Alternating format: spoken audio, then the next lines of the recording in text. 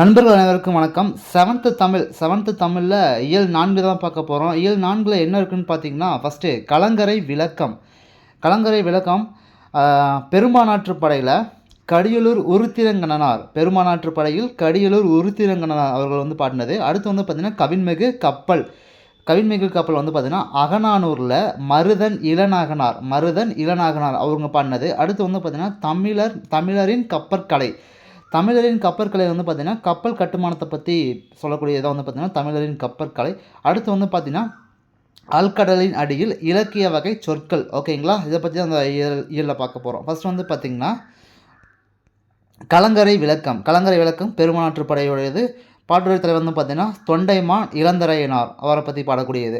வானம் ஊன்றிய மதலை போல ஏனி சாத்திய ஏற்றரும் ஜென்னி விண்பொறா நிவந்த வேயா மாடத்து இரவில் மாட்டிய இளங்குச்சுடர் நெகிழி உறவினீர் அலுவத்து ஓடுகளம் கரையும் துறை. வானம் ஊன்றிய மதலை போல ஏனி சாத்திய ஏற்றரும் ஜென்னி விண்பொறா நிவந்த வேயா மாடத்து இரவில் மாட்டிய இளங்குச்சுடர் நெகிழி உறவுநீர் அலுவத்து ஓடுகளம் கரையும் துறை. ஓகேங்களா, ஆசிரியர் வந்து பார்த்தீங்கன்னா கடியலூர் உருத்திரங்கண்ணனார். இவர் வந்து பார்த்தீங்கன்னா கடியலூர் என்னும் ஊரை சேர்ந்ததுனால இவர் வந்து பார்த்தீங்கன்னா கடியலூர் உருத்திரங்கண்ணனார் என்று அழைக்கப்படுகிறார். ஓகேங்களா, பாட்டுடைய தலைவன் யார்? தொண்டைமான் இளந்திரையான். ஓகே, சொல்லும் பொருளும் பார்க்கலாம். மதலைனா தூண், நெகிழி தீச்சுடர், அலுவம் கடல், வேயா மாடம் வைக்கோல் போன்றவற்றால் வேயப்படாது திண்மையாக சாந்து பூசப்பட்ட மாடம். ஓகேங்களா, சென்னி அப்படின்னா உச்சி, உறவு நீர் பெருநீர் பரப்பு, கரையும் அலைக்கும். ஓகேங்களா, மதலை அப்படின்னா தூண், நெகிழி தீச்சுடர், அலுவம் கடல், வேயா மாடம் வைக்கோல் போன்றவற்றால் வேயப்படாது திண்மையாக சாந்து பூசப்பட்ட மாடம். சென்னி அப்படின்னா உச்சி, உறவு நீர் பெருநீர் பரப்பு, கரையும் அலைக்கும். ஓகேங்களா, ஓகே. பாடலின் பொருள் என்ன அப்படின்னு பார்த்தீங்கன்னா, கலங்கரை விளக்கமானது வானம் கீழே விழுந்து விடாமல் தாங்கி கொண்டிருக்கும் தூண் போல தோற்றமளிக்குது அப்படிங்கிறாங்க. ஓகேங்களா, ஏணி கொண்டு ஏற முடியாத உயரத்தை கொண்டிருக்கிறது. வேயப்படாமல் சாந்து பூசப்பட்ட விண்ணை முட்டும் மாடத்தை உடையது.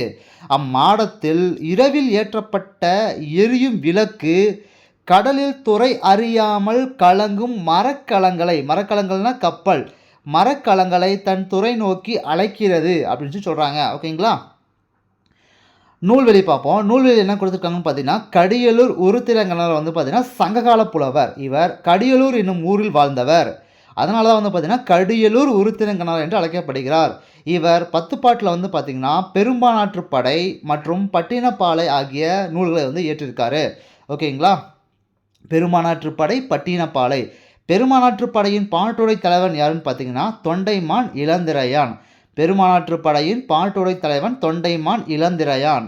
இந்நூலில் வந்து பார்த்திங்கன்னா மொத்தம் 500 அடிகள் இருக்குது. அதில் 346லேருந்து 351 அடிகள் வரை இருக்குது. நமக்கு பாடத்தில் வந்து கொடுத்துருக்காங்க. ஓகேங்களா, அடுத்து வந்து பார்த்திங்கன்னா வள்ளல் ஒருவரிடம் பரிசு பெற்று திரும்பும் புலவர் பாணர் போன்றோர் அந்த வள்ளலிடம் சென்று பரிசு பெற பிறருக்கு வழிகாட்டுவதாக பாடப்படுவது ஆற்றுப்படை இலக்கியம். ஒன்றும் இல்லைங்க, இப்போ நான் வந்து பார்த்தீங்கன்னா ஒரு வள்ளல்கிட்ட போயிட்டு பரிசு வாங்கிட்டு வரேன். நான் வந்து ஒரு புலவர், நான் வந்து ஒரு வள்ளல்கிட்ட போயிட்டு பரிசு வாங்கிட்டு வந்துக்கிட்டு இருக்கேன்.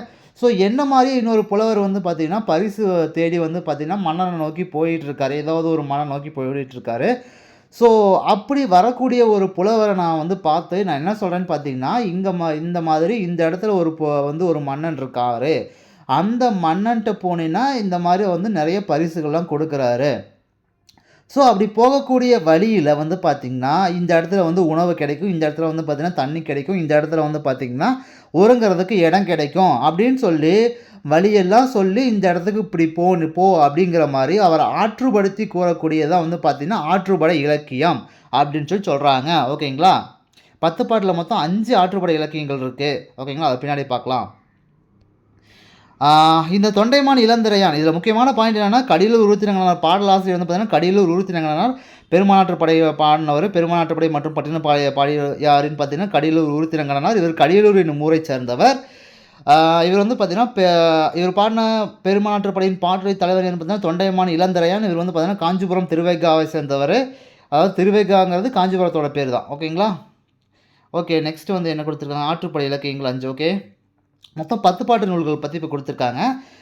திருமுருகாற்றுப்படை, பொருநராற்றுப்படை, பெரும்பானாற்றுப்படை, சிறுபானாற்றுப்படை, முல்லைப்பாட்டு, மதுரை காஞ்சி, நெடுநல்வாடை, குறிஞ்சிப்பாட்டு, பட்டினப்பாலை, மலைபடுகடாம். ஓகேங்களா, இதெல்லாம் வந்து பார்த்திங்கன்னா 10 பாட்டு நூல்கள். இந்த 10 பாட்டு நூல்களில் அகநூல்கள் மொத்தம் 3. அகநூல்கள் 3.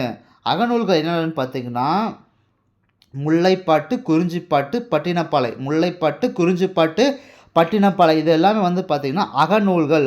புறநூல்கள் வந்து என்னென்னு பார்த்தீங்கன்னா 6 கொடுத்துருக்காங்க. புறநூல்கள் 6.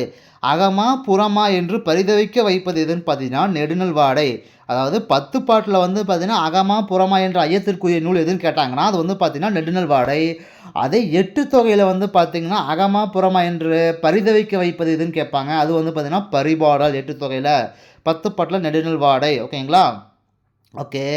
இதில் வந்து பார்த்தீங்கன்னா திருமுருகாற்றுப்படையோட வேறொரு பேர் என்னன்னு பார்த்தீங்கன்னா புலவராற்றுப்படை அப்படின்னு அழைக்கப்படுது. திருமுருகாற்றுப்படையோட மற்றொரு பெயர் புலவராற்றுப்படை. பெருமானாற்றுப்படைக்கு வந்து பார்த்தீங்கன்னா பாணாறு பெருமானாற்றுப்படைன்னு சொல்லி வேறொரு பேரும் இருக்குது.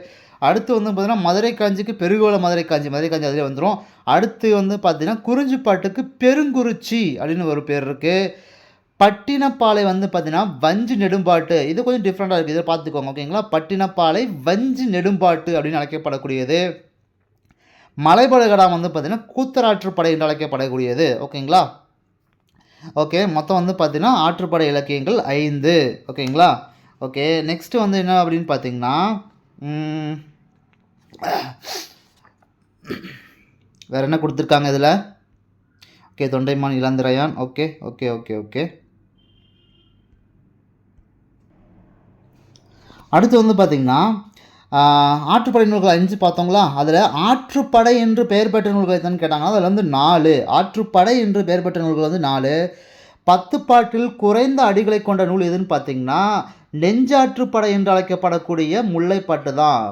ஓகேங்களா, 10 பாட்டு நூலில் குறைந்த அடிகளுடைய நூல் எதுன்னு பார்த்தீங்கன்னா நெஞ்சாற்றுப்படை என்று அழைக்கப்படக்கூடிய முல்லைப்பாட்டு 103 அடிகளை உடையது. ஓகேங்களா, அதிக அடிகளை கொண்ட நூல் 10 பாட்டில் அதிக அடிகளை கொண்ட நூல் எதுன்னு பார்த்தீங்கன்னா மதுரை காஞ்சி, பெருகோள மதுரை காஞ்சி தான் வந்து பார்த்திங்கன்னா அதிக அடிகளை கொண்டது. மொத்தம் வந்து 782 அடிகளை கொண்டது. ஓகேங்களா, 782 அடிகளை கொண்டது. அப்புறம் வந்து பார்த்திங்கன்னா காலத்தால் அல்லது பருவத்தால் பெயர் பெற்ற நூல் எதுன்னு கேட்பாங்க. காலத்தால் அல்லது பருவத்தால் பெயர் பெற்ற நூல் எதுன்னு கேட்டாங்கன்னா நெடுநல் வாடை. இந்த வாடை பருவ காலத்தை பற்றி தான், இந்த வாடைங்கிறது ஒரு காலம் தானே, ஸோ அதை பற்றி சொல்கிறதுனால நெடுநல் வாடை. ஓகேங்களா, ஓகே. நெக்ஸ்ட்டு வந்து பார்த்திங்கன்னா வேயா மாடம். ஓகேங்களா, வேயா மாடம். வேய மாடம் அப்படின்னு அழைக்கப்படுறது எதுன்னு கேட்டாங்கன்னா சாந்தினால் பூசப்படுவது. உறவினீர் அழுவம்னா கடல். ஓகேங்களா, உறவினீர் அழுவம் அப்படிங்கிற சொல்லுறது வந்து கோடு போட்டிருக்காங்க. ஸோ அழுவம் அப்படிங்கிறது கடல். வங்குல்னா காற்றுன்னு ஒரு பொருள் இருக்குது. அடுத்து கடலில் துறை அறியாமல் கலங்குவன எதுன்னு பார்த்தீங்கன்னா மரக்கலங்கள்னா கப்பல்கள். தூண் அப்படின்னா என்னென்னு பார்த்தீங்கன்னா மதலை தான் வந்து பார்த்திங்கன்னா தூண். ஓகேங்களா, ஓகே. அடுத்து வந்து வேறு என்ன இருக்குது, குருவினா, சிறுவினா, சிந்தனை வினா, ஒன்றும் பிரச்சனை இல்லை. அடுத்து வந்து பார்த்திங்கன்னா என்ன இருக்குன்னா கவின்மிகு கப்பல். அகநானூரை பற்றி சொல்லக்கூடியது. அகநானூறு வந்து பார்த்திங்கன்னா மருதன் இளநாகனார் அவங்க பாடினது. பார்ப்போம். உலகு கிளர்ந்தன்ன உருகெழு வங்கம் புலவுத்திரை பெருங்கடல் நீர் இடையே.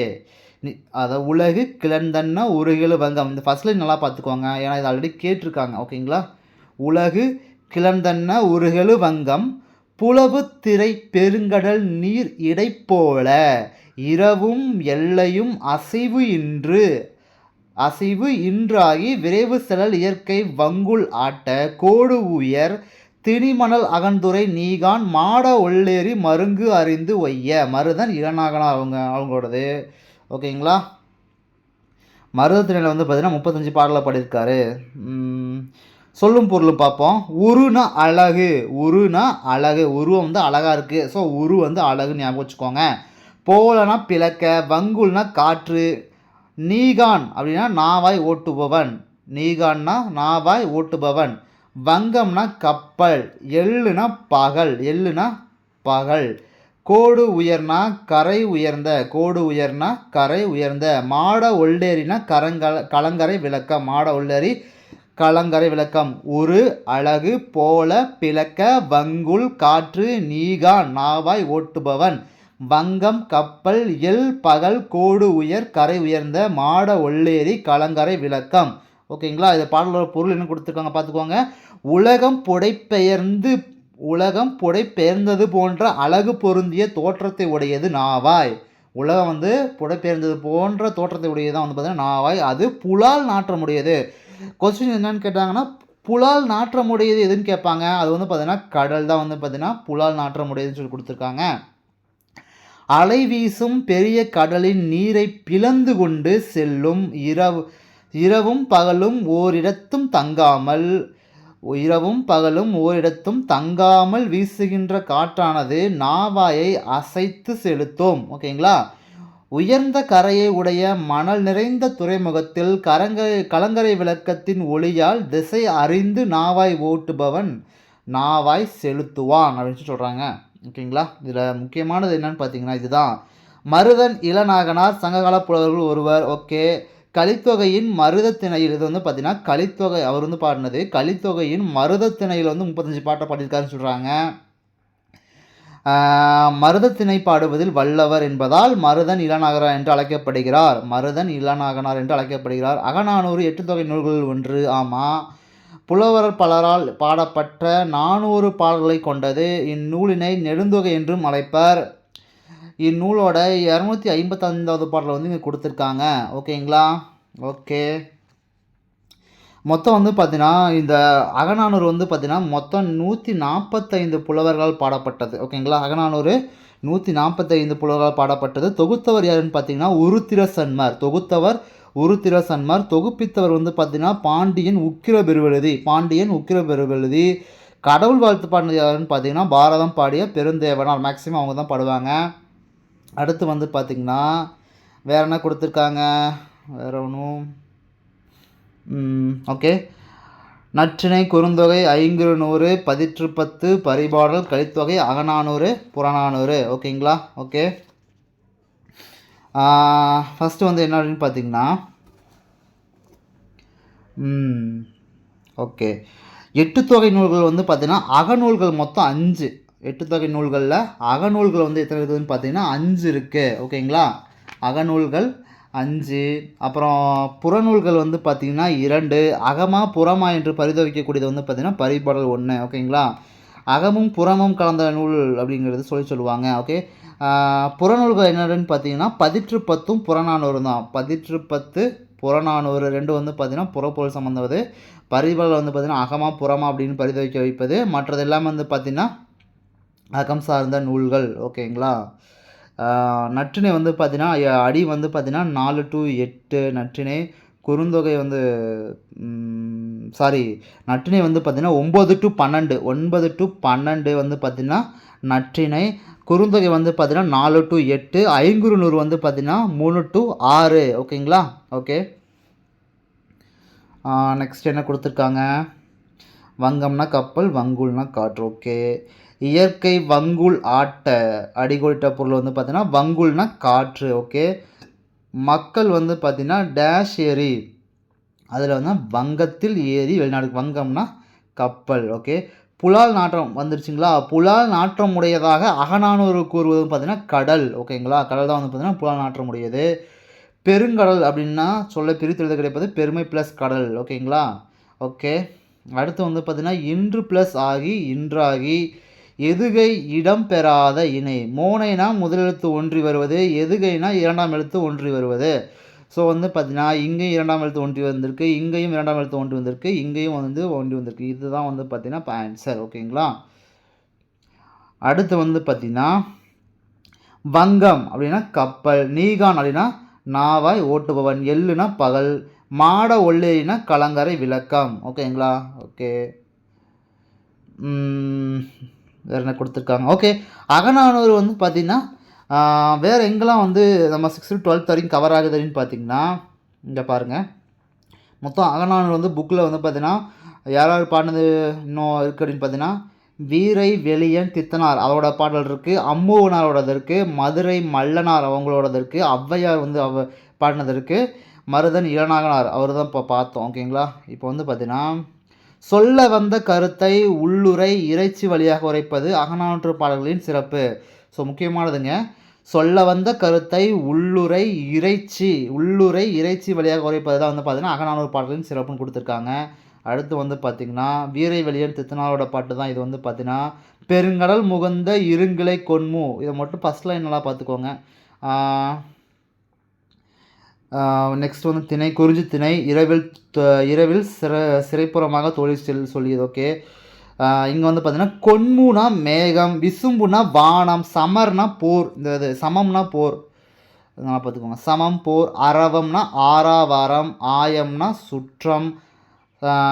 அடுத்து வந்து பார்த்தீங்கன்னா தட்டை தழலை தட்டை அப்படின்னா பறவைகளை ஓட்டும் கருவிகள். ஓகேங்களா. வேறு என்ன கொடுத்துருக்காங்க நான் முக்கியமானது மட்டும் பார்த்துக்கலாம். அகநானூரை பற்றி இதுதான் முக்கியமானது. ஓகே.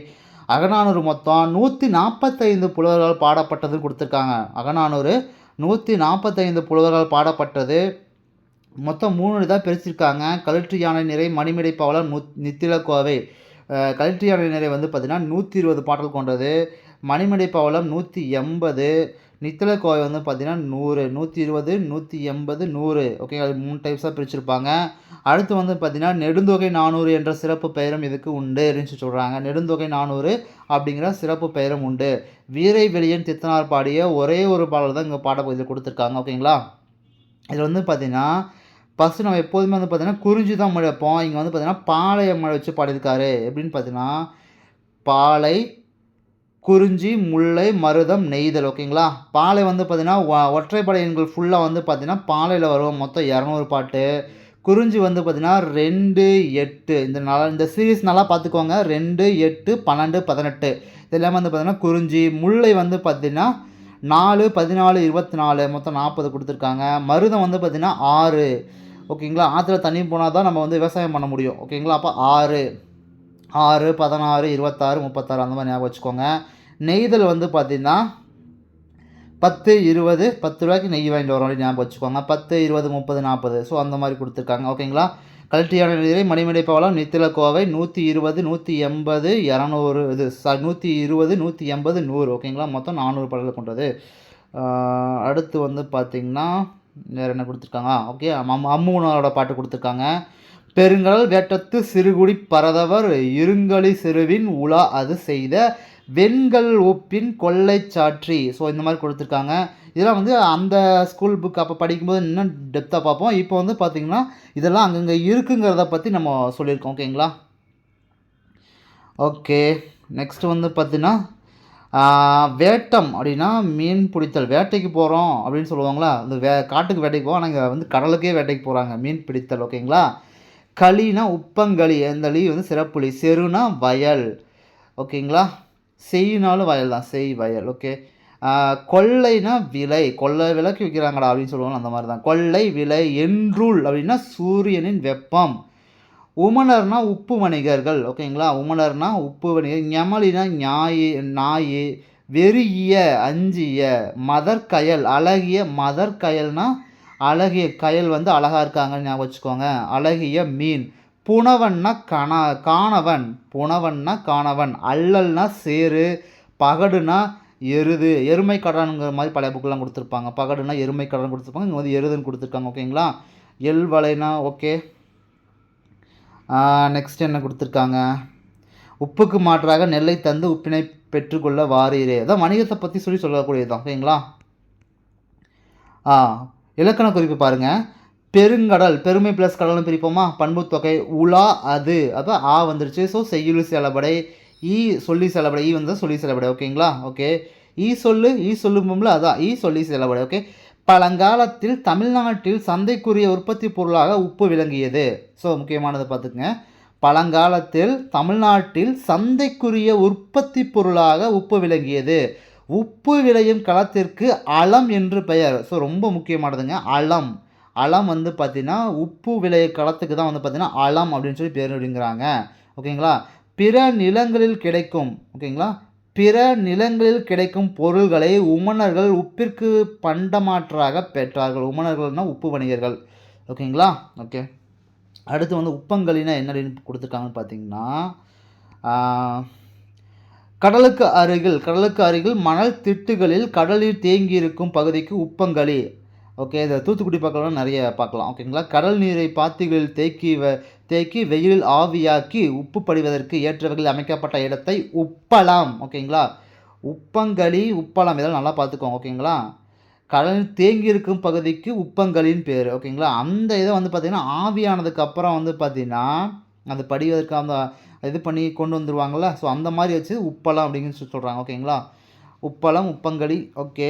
ஆடை போல் படியும் இந்த உப்பை கூட்டி சேகரித்து பக்குவப்படுத்தி விற்பனைக்கு அனுப்புவர் யார்? உமணர்கள். உமணர்னா யார்? உப்பு வணிகர்கள். ஓகேங்களா. அடுத்து வந்து பார்த்தீங்கன்னா நெக்ஸ்ட்டு பாடல் வைப்பு முறையில் பாடல் எண்ணிற்கேற்ப திணைகள் வரிசையாக வைத்து தொகுக்கப்பட்ட நூல் எதுன்னு பார்த்தீங்கன்னா அகநானூறு தான். ஓகே, நான் முன்னாடியே பார்த்துட்டோம். கலிற்றியான நிறை, மணிமடைப்பாளர், நித்திலைக்கோவை, 120, 180, 100 3 வகையாக பிரிச்சிருக்காங்க. ஓகேங்களா. இதில் வந்து பார்த்திங்கன்னா அகப்பாடல்கள் மட்டுமே பாடியவர்கள் ஒருவர் எதுனா அம்முவனார். நெய்தல் திணை பாடுவதில் வல்லவர் வந்து பார்த்திங்கன்னா இவர் தான், அம்முவனார் தான். ஓகே, நெக்ஸ்ட் வந்து என்ன கொடுத்துருக்காங்க? அகநானூறு. ஓகே, இது ரொம்ப முக்கியமானது பாருங்கள். 13 அகநானூறு வந்து பார்த்திங்கன்னா 13 முதல் 31 அடிகள் வரை ஒதுப்படக்கூடியது. அகநானூறு பிரிக்கக்கூடிய முறை வந்து பார்த்திங்கன்னா அகம் ப்ளஸ் 4 ப்ளஸ் 100 அகநானூறு 13 அடி சிற்றலையும் 31 அடி பேரலையும் கொண்டது. 400 அகவற்பாக்களால் தொகுக்கப்பட்ட தொகை நூலாகும்னு கொடுத்துருக்காங்க. மதுரை உப்புரி குடிக்கலார் மகனார் உருத்திர சன்மனால் தொகுக்கப்பட்டது. தொகுப்பித்தவர் யாருன்னு பார்த்தீங்கன்னா பாண்டிய மன்னன் உக்கிர பெருவழுதி. ஓகேங்களா. இதுக்கு இன்னொரு பேர் வந்து பார்த்தீங்கன்னா அகநானூறு நெடுந்தொகை என்று அழைக்கப்படுகிறது. ஓகேங்களா. கலிற்றியான நிலை, மணிமிடப்பாலம், நித்திலக்கோவை வந்து 120, 180, 100 பாலைத்திணை குறிஞ்சி மேலே பாக்ஸ் பார்த்தோம், அதை பார்த்துக்கோங்க மேலே பாக்ஸில். ஓகே, வேறு என்ன கொடுத்துருக்காங்க? மதுரை மல்லனார். ஓகே, ஆசிரியர் குறிப்பு பாடலை இயற்றியவர் வந்து பார்த்தீங்கன்னா மதுரை மல்லனார் ஆவார். அவர் பெயரை தவிர வேறு செய்தி எதுவும் தெரியவில்லை. ரொம்ப சந்தோஷம். அடுத்து வந்து பார்த்திங்கன்னா இதெல்லாம் பழைய புக்கு. ஸோ இப்போ அந்த இது மட்டும் நூல்வழி மட்டும் தெரிஞ்சால் போதும். ஓகேங்களா. அகநானூரை தொகுத்தவர் யாருங்க? அகநானூரை வந்து பார்த்திங்கன்னா தொகுத்தவர் வந்து பார்த்திங்கன்னா இங்கே கொடுத்துருக்காங்க பாருங்கள். மதுரை உப்புரி குடிக்கலார் மகனார் உருத்திர சன்மர். தொகுப்பித்தவர் வந்து பார்த்திங்கன்னா பாண்டியன் உக்கிர பெருவழுதி. ஓகேங்களா. தொகுத்தவர் ஒருத்தர், தொகுப்பித்தவர் ஒருத்தர். இதனால் தெளிவாக பார்த்துக்கணுங்க. ஓகேங்களா. ஓகே, அடுத்து வந்து பார்த்திங்கன்னா அகநானூருக்கு வழங்கும் வேறு பெயர்கள். அகநானூருக்கு வழங்கும் வேறு பெயர்கள் வந்து பார்த்திங்கன்னா நெடுந்தொகை என்று அழைக்கப்படக்கூடியது. அகநானூற்றை தொகுப்பித்தவர் வந்து பார்த்திங்கன்னா பாண்டிய மன்னன் உக்கிர பெருவழுதி. ஓகே, அடுத்து வந்து பார்த்திங்கன்னா 8 தொகை நூல்கள் ஒன்று வந்து பார்த்திங்கன்னா பரிபாடல். ஏன்னா இதெல்லாம் வந்து பார்த்திங்கன்னா 10 பாட்டில் வந்து வரக்கூடியது. அகநானூறு மணிமிடைப்பாலை வந்து பார்த்திங்கன்னா இது வந்து பார்த்திங்கன்னா கலிற்றியான நிறை வந்து 120, மணிமிடைப்பாலை வந்து பார்த்திங்கன்னா 180, கலிற்றியான நிறை மணிமிடைப்பாலை நித்திலக்கோவை வந்து பார்த்திங்கன்னா 100. அகநானூற்று வந்து அடிவரையில் வந்து பார்த்திங்கன்னா 13லேருந்து 31 வரைக்கும் 13லேருந்து 31 வரைக்கும். இது வந்து பார்த்திங்கன்னா குறுந்தொகை.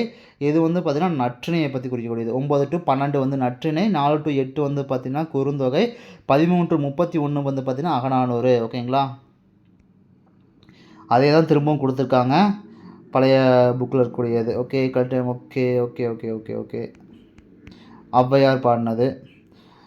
இப்பாடலை பாடியவர் ஆசிரியர்கள் பார்த்தோம். இப்பாடலை பாடியவர் ஔவையார். அவர் சங்ககால பெண்பார் புலவர்களுள் சிறந்து விளங்கியவர்.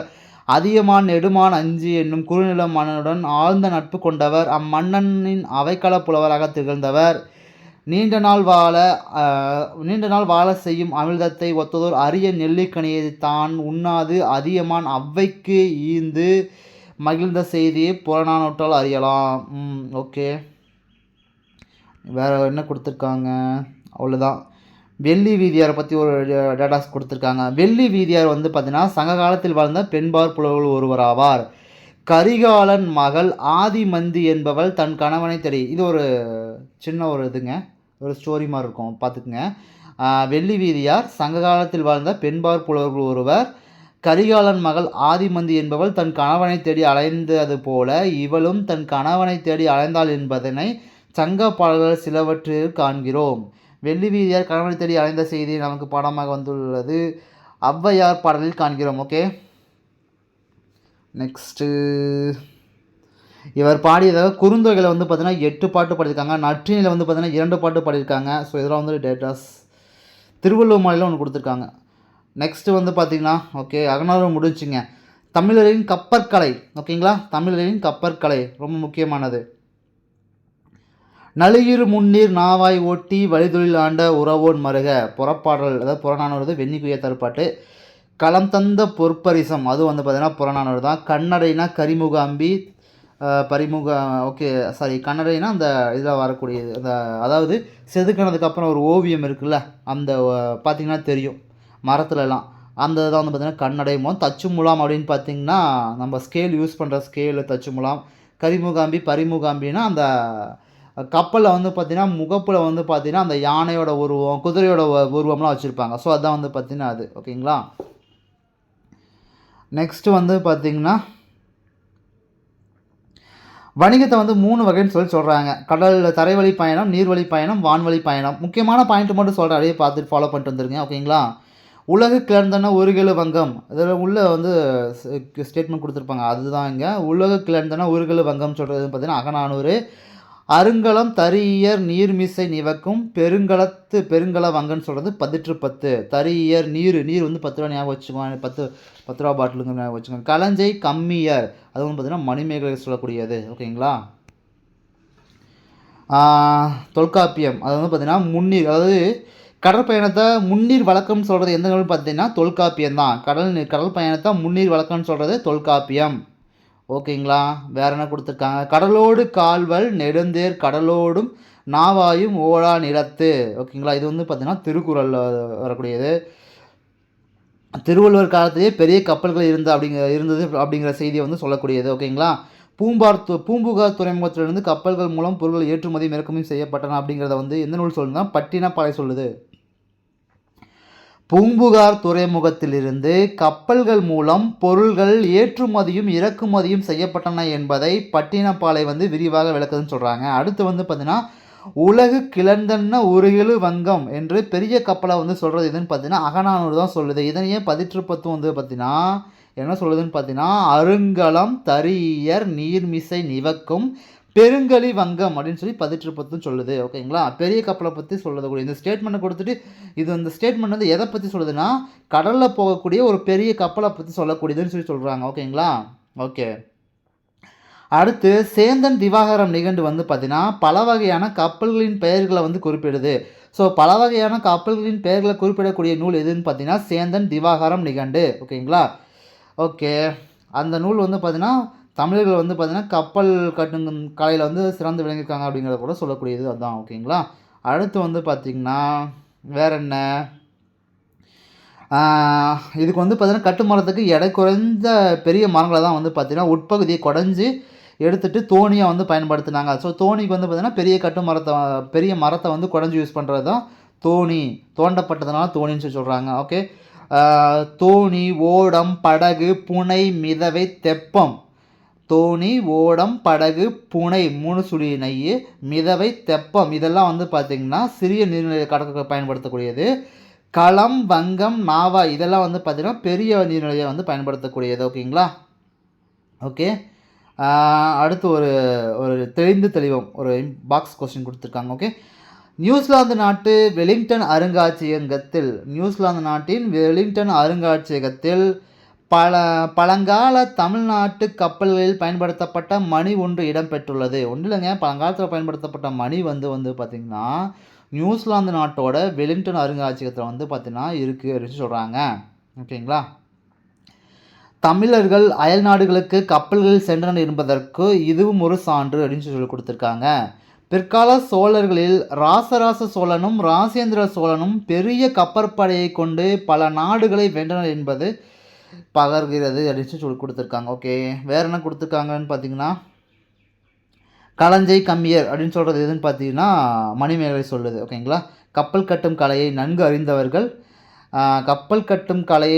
அறிந்திருந்தனன்னு சொல்கிறாங்க. கப்பல் கட்டும் கலைஞர்களை வந்து பார்த்தீங்கன்னா கம்மியர்னு சொல்லியிருப்பாங்க. ரொம்ப இம்பார்ட்டண்டான கொஸ்டினுங்க. கப்பல் கட்டும் கலைஞர்களை வந்து பார்த்தீங்கன்னா கம்மியர் அப்படின்னு அழைக்கிறாங்க. ஸோ அது வந்து எந்த நூலில் சொல்லியிருக்காங்க அப்படின்னு பார்த்தீங்கன்னா மணிமேகலையில் தான் சொல்லியிருக்காங்க. களஞ்சை கம்மியர் வருங்கன்னு கூய் அப்படின்னு சொல்லி கொடுத்துருக்காங்க. ஓகேங்களா. அடுத்து வந்து பார்த்திங்கன்னா ஃபஸ்ட்டு வந்து மரங்களை தேர்ந்தெடுக்கிறது எப்படி தேர்ந்தெடுப்பாங்கன்னு பார்த்தீங்கன்னா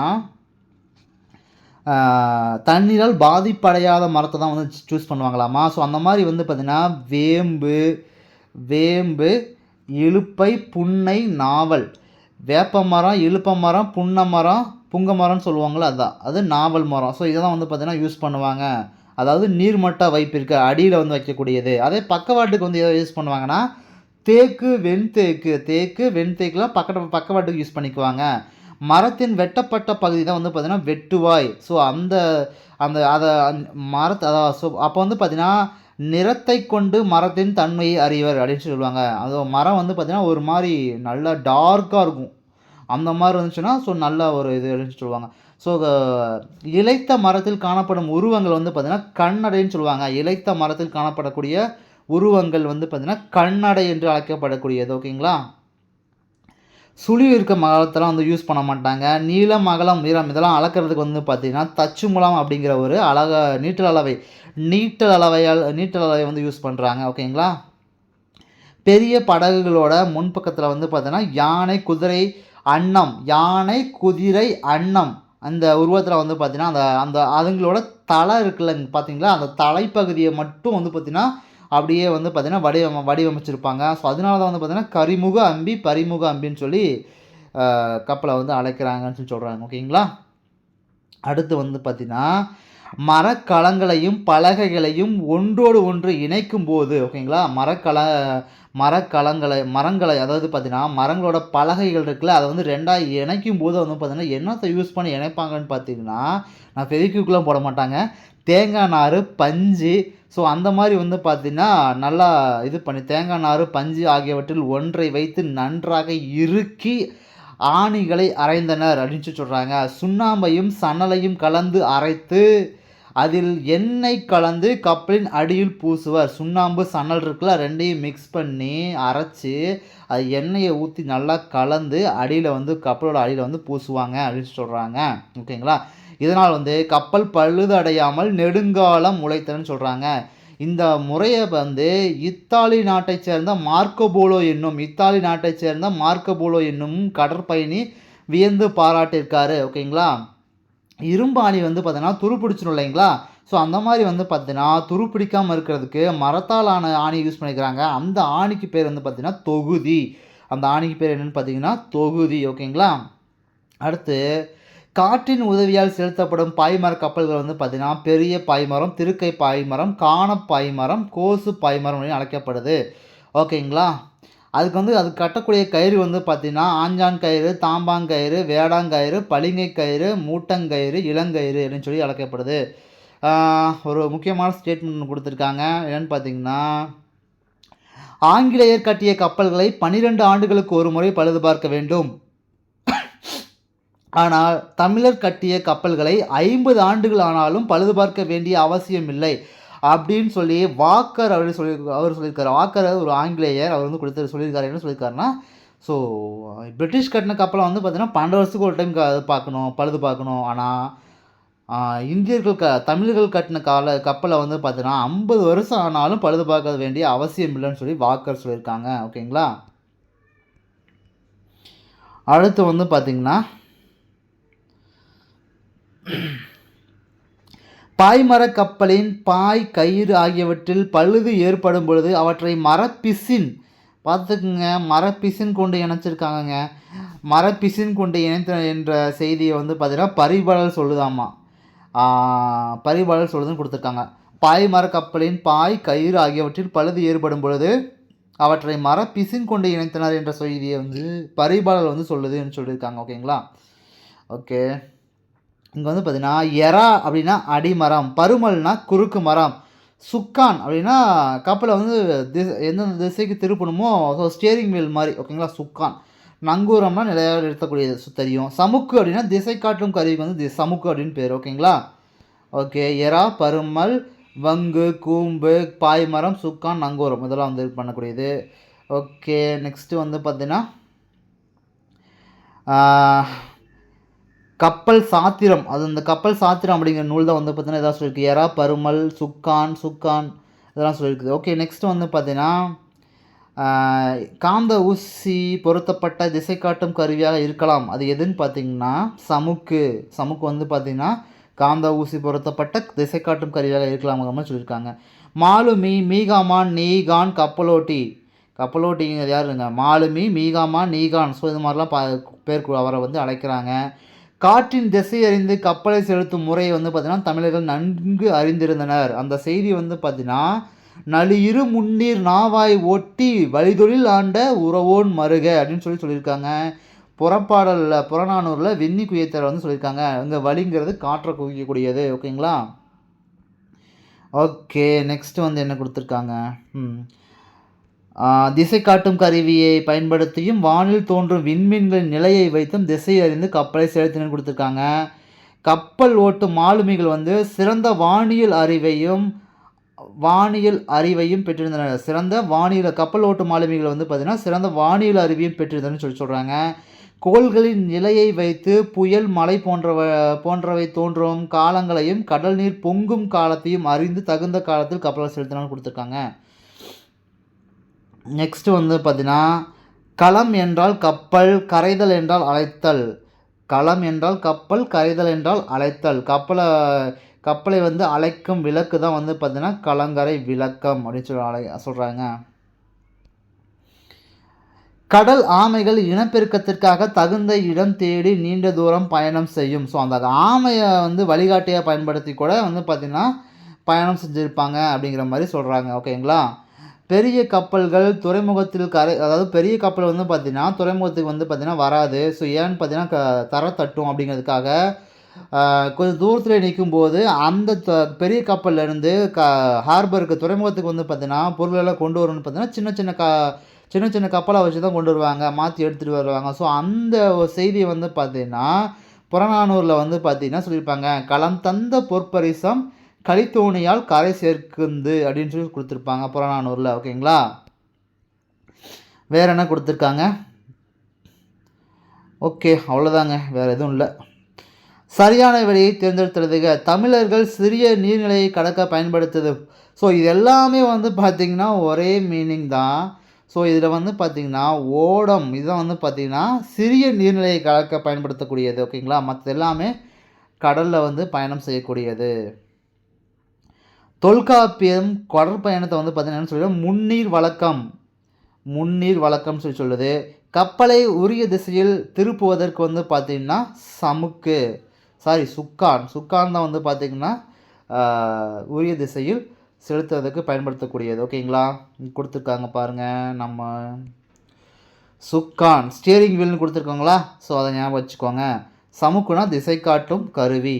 ஓகே, கப்பலை உரிய திசை. ஓகே, கப்பல் கட்டுவதற்கு பயன்படும் மர ஆணிகள் தொகுதி என்று அழைக்கப்படும். கப்பல் ஓரிடத்தில் நிலையாக நிறுத்துவதற்கு நங்கூரம். இழைத்த மரத்தில் காணப்படும் உருவங்கள் வந்து பார்த்திங்கன்னா கண்ணடை அப்படின்னு குறிப்பிடுவாங்க. நெக்ஸ்ட் வந்து பார்த்திங்கன்னா எறா அப்படின்னா அடிமரம், பருமல்னா குறுக்கு மரம், மீகான் அப்படின்னு பார்த்தீங்கன்னா மீகாமன்னா கப்பலை செலுத்துபவர், காந்த ஊசினா திசை காட்டும் கருவி, அதான் வந்து பார்த்திங்கன்னா சமுக்கு. ஓகேங்களா? ஓகே, தொடரில் அமைத்து எழுதுக. குருவினா, ஓகே, சிறுவினா, சிந்தனை வினா. ஓகே, ஆழ்கடலின் அடியில். ஸோ இது வந்து சிலபஸில் இல்லைங்க, ஒன்றும் பிரச்சனை இல்லை. ஒன்றும் இல்லை, அதாவது பார்த்திங்கன்னா அமெரிக்காவில் வந்து பார்த்திங்கன்னா ஒரு 1886 வந்து ஒரு இது பரவுது. ஏதோ ஒரு புதுசாக ஒரு விலங்கு வந்து எல்லாத்தையும் தாக்குது அப்படிங்கிற மாதிரி. ஸோ அந்த மாதிரி நினச்சிட்டு போயிட்டு ஆராய்ச்சி பண்ண போவாங்க. ஸோ அந்த மாதிரி ஆராய்ச்சி பண்ண போகும்போது வந்து பார்த்திங்கன்னா உள்ளே வந்து பார்த்திங்கன்னா அந்த நீர்மூழ்கி கப்பல் இருக்கும் பார்த்திங்களா? ஸோ அதுதான் இருக்கும். ஸோ அதுதான் வந்து பார்த்திங்கன்னா எல்லாம் வந்து பார்த்திங்கன்னா ஒரு புதுவிதமான விலங்குன்னு சொல்லி தப்பாக நினச்சிருப்பாங்க. ஸோ அந்த மாதிரி ஒரு இதில் பயணம் செய்யும்போது என்னென்னலாம் பார்க்குறாங்க, எங்கெங்கெல்லாம் போகிறாங்க அப்படிங்கிறது தான் வந்து ஸோ அந்த கதை. ஸோ அந்த கப்பலோட பேர் வந்து பார்த்திங்கன்னா நாட்டிலஸ். அதான் அந்த கப்பலோட பேர். ஸோ வந்து பார்த்திங்கன்னா அந்த கப்பல் தலைவர் வந்து பார்த்திங்கன்னா யாருன்னா பராகட். அவர் தான் வந்து பராகட், நெமோ அவங்களாம் வந்து இருப்பாங்க. ஸோ இதுதான் வந்து பார்த்திங்கன்னா இந்த கதை, வேறு ஒன்றும் இல்லை இதில். 6 நாள் வந்து பயணம் செஞ்சுருப்பாங்க. ஓகே, வேற என்ன? ஓகே, நூல்வழி பார்த்துடலாம். அறிவியல் புனைக்கதைகளின் தலைமகன் யாருன்னு பார்த்தீங்கன்னா ஜூல்ஸ் வேர்ன். ஜூல்ஸ் வேர்ன் தான் வந்து பார்த்தீங்கன்னா அறிவியல் புனைக்கதைகளின் தலைமகன். இவர் வந்து பார்த்தீங்கன்னா பிரான்ஸ் நாட்டை சேர்ந்தவர். எந்த நாட்டை சேர்ந்தவர்? பிரான்ஸ் நாட்டை சேர்ந்தவர். அறிவியல் கண்டுபிடிப்புகள் பல கண்டுபிடிப்பதற்கு முன்பாகவே அவற்றை பற்றி தமது புதினங்களில் எழுதியவர். 80 நாள்களில் உலகைச் சுற்றி பூமியின் மையத்தை நோக்கி ஒரு பயணம் உள்ளிட்ட பல புதினங்களை படைத்துள்ளார். ஓகேங்களா. அவர் எழுதிய ஆழ்கடலின் அடியில் அப்படிங்கிற புதினம் தான் அங்கே கொடுத்துருக்காங்க. ஓகேங்களா. நெக்ஸ்ட் வந்து பார்த்தீங்கன்னா இலக்கணங்க, ரொம்ப இம்பார்ட்டண்ட்டு. அதாவது பார்த்தீங்கன்னா பூ, வா, அறம், புத்தகம் இதெல்லாம் வந்து பார்த்தீங்கன்னா ஒவ்வொரு இதை குறிக்கக்கூடியது, ஒரு சொல்லை வந்து குறிக்கக்கூடியது. இப்போ வந்து பார்த்தீங்கன்னா இது ஒரு எழுத்து இருக்குது, இது வந்து பார்த்தீங்கன்னா ஒரு 2 3 எழுத்து இருக்குது, 4 எழுத்து இருக்குது, 5 எழுத்து இருக்குது. ஸோ இதெல்லாம் வந்து பார்த்திங்கன்னா ஒரு சொல்லை குறிக்கக்கூடியது தான் அப்படிங்கிற மாதிரி சொல்லியிருக்காங்க. ஓகேங்களா. இவ்வாறு ஒரு எழுத்து தனித்தும் ஒன்றிற்கு மேற்பட்ட எழுத்துக்களை தொடர்ந்து வந்து பொருள் தருவது தான் சொல்லு. சொல்லு வந்து பார்த்திங்கன்னா மொழி, பதம், கிளவி அப்படிங்கிறது அழைக்கப்படுது. ஓகேங்களா. இலக்கண முறைப்படி வந்து பார்த்திங்கன்னா சொற்கள் வந்து 4 வகைப்படும். இலக்கண முறைப்படி சொற்கள் வந்து 4 வகைப்படும். பெயர்ச்சொல், வினைச்சொல், இடைச்சொல், உரிச்சொல் 4 வகைப்படும். அதே வந்து பார்த்திங்கன்னா இலக்கிய வகைப்படி வந்து பார்த்தீங்கன்னா சொற்களை வந்து 4 பிரிக்கிறாங்க. இயற்சொல், திரிச்சொல், இயற்சொல், திரிச்சொல், திசைச்சொல், வடச்சொல்னு சொல்லி 4 பிரிக்கிறாங்க. ஓகேங்களா. இயற்சொல் என்ன அப்படின்னு பார்த்தீங்கன்னா நம்ம சொன்னோடனே புரிஞ்சுக்கிறதுங்க. ஒரு இதை நம்ம சொல்லிட்டோம் அப்படின்னா அது அப்படியே புரியும், ஈஸியாக புரிஞ்சிடும். ஓகேங்களா. அப்படி சொல்கிறது தான் வந்து பார்த்தீங்கன்னா இயற்சொல். கடல், கப்பல், எழுதினான், படித்தான் இதெல்லாமே வந்து பார்த்தீங்கன்னா இயற்சொல் தான். ஆகிய சொற்களை கவனியுங்கள். இவற்றின் பொருள் இயல்பாகவே எளிதில் விளங்குகிறது. இவற்றின் பொருள் இயல்பாகவே எளிதில் விளங்குகிறது. இவ்வாறு எளிதில் பொருள் விளங்கும் வகையில் அமைந்த சொற்கள் வந்து பார்த்தீங்கன்னா இயற்சொற்கள் எனப்படும். இயற்சொல் வந்து பார்த்தீங்கன்னா 4 வகையாக சொல்கிறாங்க. நம்ம பெயர்ச்சொல், வினைச்சொல், இடைச்சொல்னு சொன்னோம்ல. பெயர்ச்சொல், வினைச்சொல், இடைச்சொல், உரிச்சொல்னு சொன்னோம்ல. ஸோ பெயர்ச்சொல், வினைச்சொல், இடைச்சொல், உரிச்சொல் அதில் வந்து பார்த்தீங்கன்னா இந்த இயற்சொல்ல வந்து பார்த்தீங்கன்னா 4 பிரிக்குது. ஓகேங்களா. மண்ணு, பொண்ணு இதெல்லாம் வந்து பார்த்தீங்கன்னா பெயர் இயற்சொல்னு சொல்கிறாங்க. நடந்தான், வந்தான் ஒரு செயலை குறிக்கக்கூடியது வினை இயற்சொல். ஏன் வந்து வினை இயற்சொல்னு சொல்கிறோம்? இது வந்து சொன்னோடனே நமக்கு புரியுது. ஓகேங்களா. ஒரு சொல் வந்து இயல்பாகவே புரியுதுன்னா அது இயற்சொல்.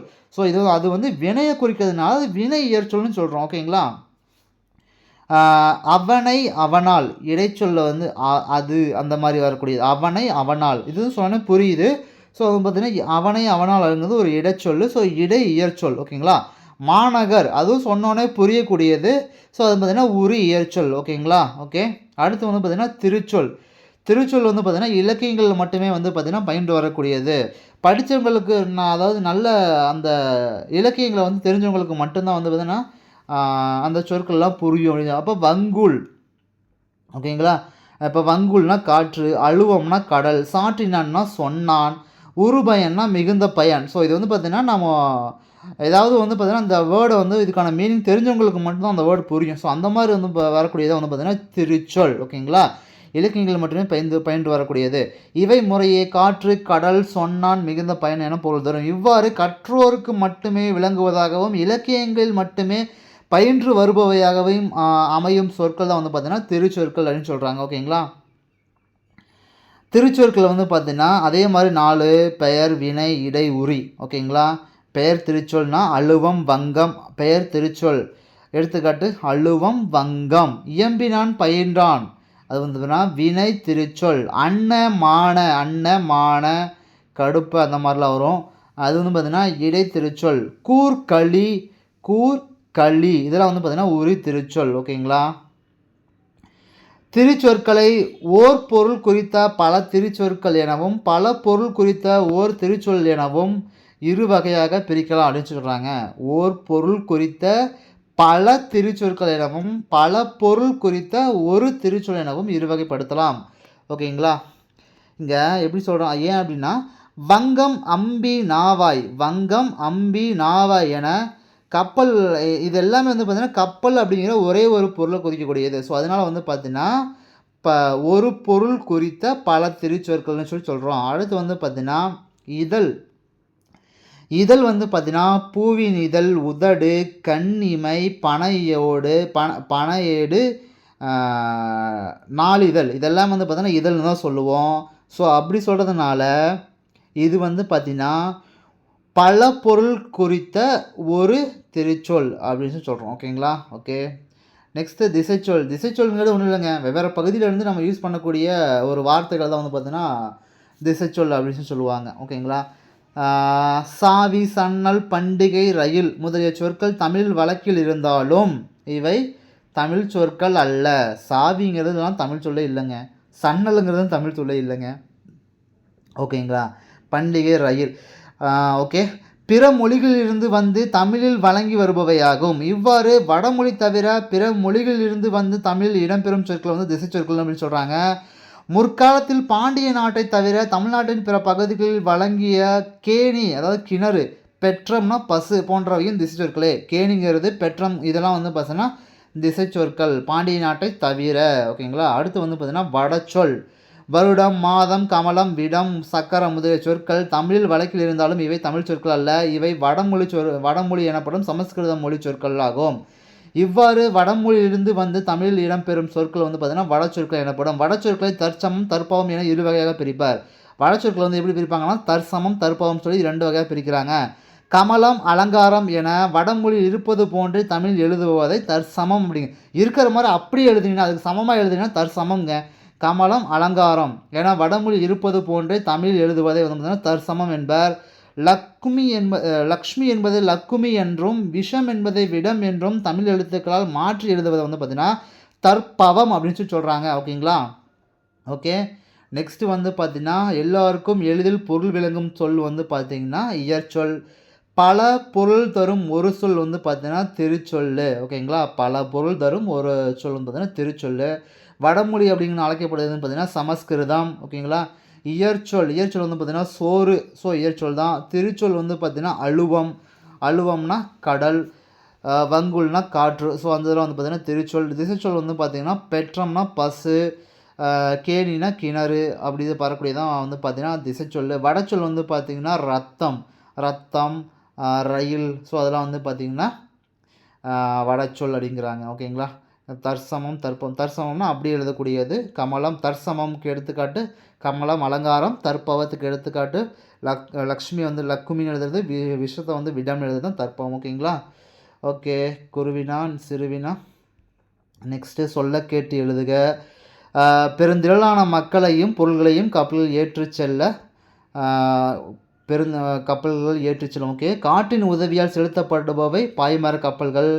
வானில் தோன்றும் விண்மீன்கள் நிலையை வைத்து வந்து பார்த்தீங்கன்னா திசையை அறிஞ்சாங்கன்னு சொல்லி சொல்கிறாங்க. ஓகேங்களா? ஓகே. காலம் 3 வகைப்படும். இறந்த காலம், நிகழ்காலம், எதிர்காலம். ஓகே. நெக்ஸ்ட்டு என்ன கொடுத்துருக்காங்க? வேர்ச்சொல், இறந்த காலம், நிகழ்காலம். ஓகே, ஒன்றும் பிரச்சனை இல்லை. நடந்தால், நடக்கிறாள், நடப்பாள். ஓகேங்களா? இறந்த காலம் நடந்தால் முடிஞ்சு போச்சு. நடக்கிறாள்னா நடந்துக்கிட்டு இருக்கா, நிகழ்காலம். நடப்பாள் எதிர்காலம், நடப்பா. எழுது, அப்போ இறந்த காலம். எழுதினான், அப்போ எழுதிட்டான். ஓகே. எழுதுகின்றான், ஓகே, எழுதுகின்றான். எழுதுவான், ஸோ அந்த மாதிரி இது பண்ணுறதான் அதே மாதிரி தான். ஓடினான், ஓடுகிறான், ஓடுவான், அந்த மாதிரி போட்டுக்கலாம். ஓகேங்களா? நெக்ஸ்ட் என்ன இருக்குன்னு பார்த்தீங்கன்னா கலைச்சொல் அறிவம். ஓகேங்களா? அவ்வளோதான். ஓகே. கலைச்சொல் அறிவம் நல்லா பார்த்துக்கோங்க. கலங்கரை விளக்கம், லைட் ஹவுஸு. பெருங்கடல் அப்படின்னா பார்த்தீங்கன்னா ஓசோன், பெருங்கடல்னா ஓசோன். கப்பல் தொழில்நுட்பம் பார்த்தீங்கன்னா மெரைன் டெக்னாலஜி. கடல்வாழ் உயிரினம் மெரைன் கிரியேச்சர். நீர்மூழ்கி கப்பல்னா சப்மெரைன். துறைமுகம்னா ஹார்பரு. புயல்னா ஸ்ட்ரோமு. மாலுமினா செயிலர். நங்கூரம்னா ஆன்ச்சர். கப்பல் தளம்னா ஷிப்யார்டு.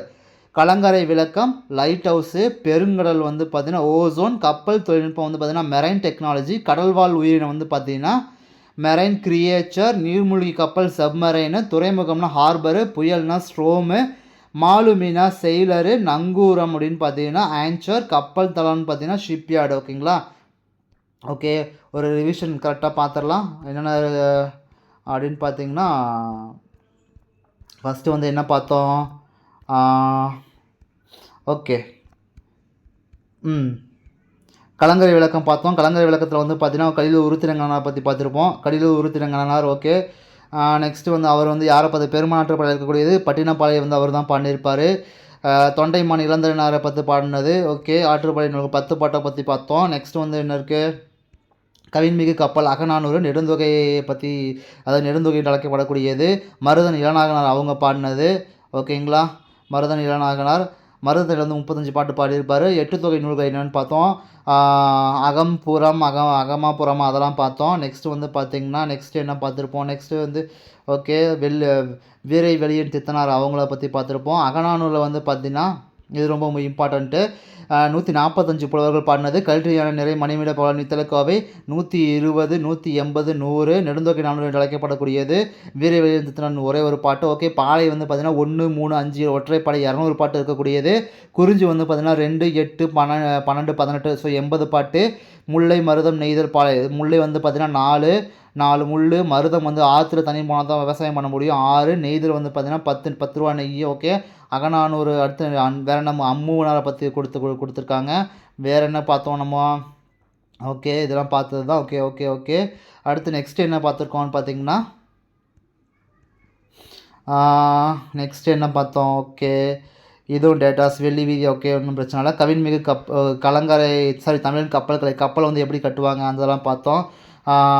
உலகத்தில் எழுதின ஊர்கள் வங்கம் அகநானூறு.